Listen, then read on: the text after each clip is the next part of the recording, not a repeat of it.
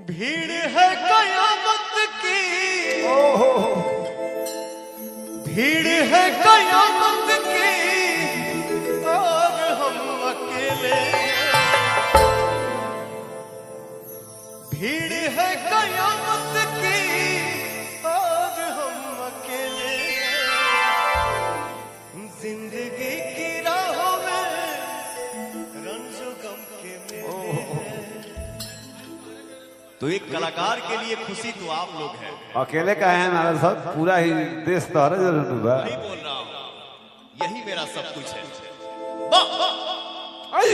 ये सबके नसीब में नहीं होता, किसी किसी के नसीब में होता है। जो हमारे भगवान इतने ठंडी में बैठे हैं, खड़े हैं, ताली बजा रहे हैं, डांस कर रहे हैं। लव यू, जय हो।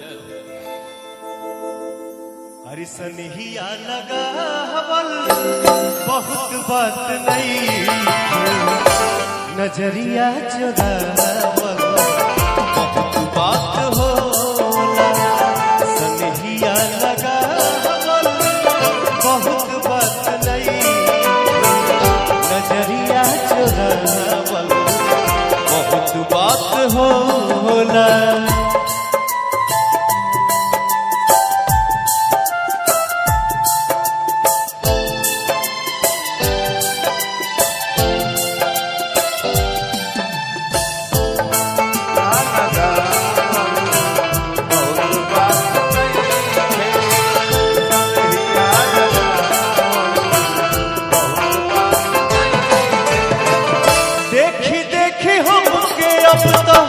हंसता जमाना पागल समान हवे भइली दीवाना।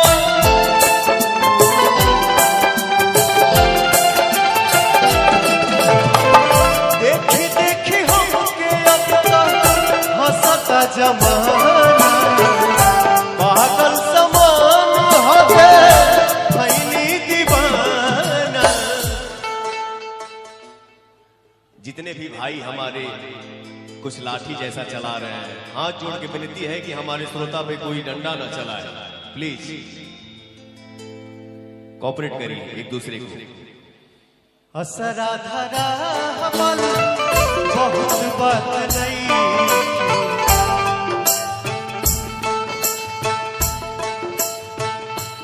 असरा धरा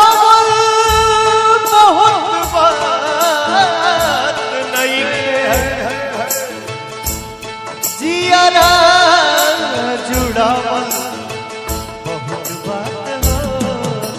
सनहिया लगावल बहुत बात नहीं, नजरिया चुरावल बहुत बात होला।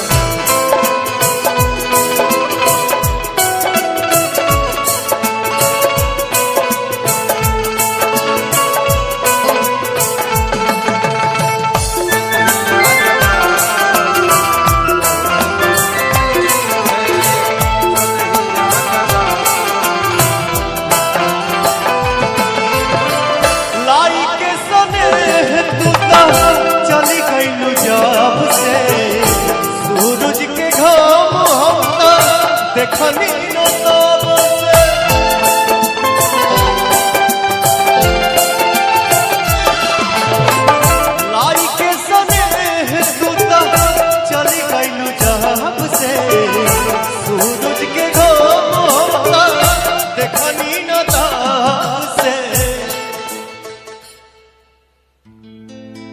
केहू के रोबावल,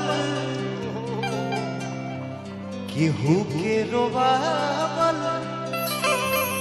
बहुत बात नहीं खे, रोआ के हंसावल बहुत बात होला।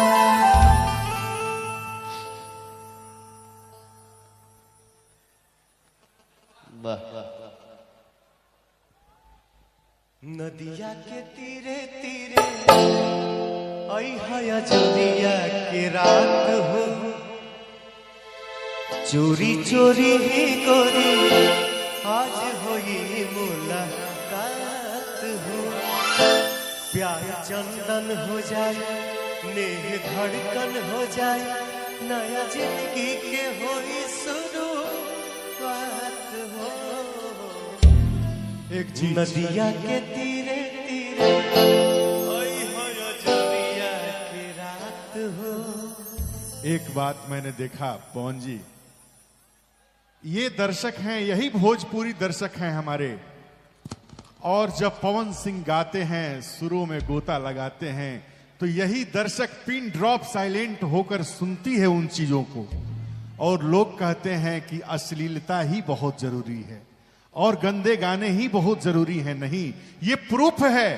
मैं कब से खड़ा होके देख रहा हूं, यही दर्शक पिन ड्रॉप साइलेंट होके सनहिया लगावल बहुत बात नहीं के सुन रहे हैं। इनका बहुत बड़ा आशीर्वाद आप पे है। एक जोरदार ताली हो जाए।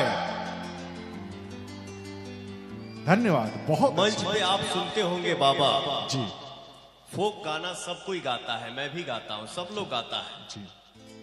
लेकिन सीना चौड़ा और पवन सिंह का तब होता है जब पवनवा सैड गाता है और हमारे पब्लिक आशीर्वाद देते हैं। क्या